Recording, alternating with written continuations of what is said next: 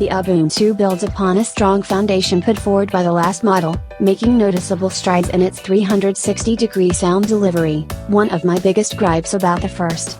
Its room-filling capability frequently leaves me struck by how powerful this small, cylindrical speaker sounds.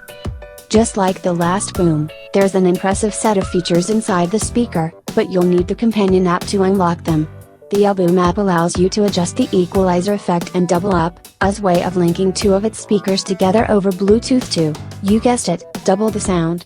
The app can also set alarms to wake you from sleep, but the older Boom can do that, too. As mentioned earlier, the Ubuntu has some new tricks up its sleeve. First off, the app for the new speaker supports Block Party, a feature that allows up to 2 people nearby to connect to it via Bluetooth and play a track. The best part? The Boom 2 owner has the power to boot either of the DJ wannabes if their suggestions stink. Next up are the tab controls. Through the app, you can activate them, which allows you to change the song by simply picking up the speaker and tapping it. Just like the remote you find embedded in most headphone cables these days, the Ubuntu mimics this familiarized input. You can also tap twice to skip songs or 3 times to go backwards. This might seem like a superfluous addition, but this extra level of control was sorely missing from the original model. In addition to kicking out the jams, the Ubuntu also makes for a competent speakerphone.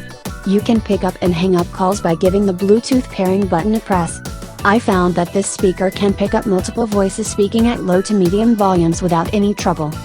The icing on the cake, and the feature that could tempt owners of the original the most, is the waterproofing. Improving over the IPX4 rating of the Boom, which couldn't safely handle more than a splash or 2, the IPX7 equipped Ubuntu can be submerged in water up to a meter deep for 30 minutes before you run the risk of leakage. This also means that you can leave it out in the rain without the worry that you've just flushed $200 down the drain. The Boom didn't need a design overhaul, and thankfully, I recognized that. There are slight changes, which I'll dig into along the way, but check out my review of the original Boom to get a good sense of its design ID and what makes it so special. Running across the unit that I sent to TechRadar for review, I noticed a few welcome changes that deserve a mention. First off, the mesh fabric here looks less porous and feels more durable than what is wrapped around the original Boom. The controls of the Ubuntu are unchanged, and at that, still remarkably simple to use, even if you're using the speaker for the first time. But, if you've got a sharp eye for detail, like yours truly, you'll notice a few cosmetic adjustments around the unit. For a cleaner look, I decided to omit the Bluetooth logo from the pairing button, and the power button looks a little different. Even with these changes, new users shouldn't have too much trouble at all figuring things out.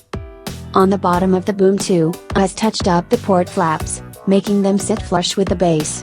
More importantly, they are easier to flip open and access because of this change. Just like the last model, the flap door can be removed entirely if you'd rather not mess with it each time you need to charge.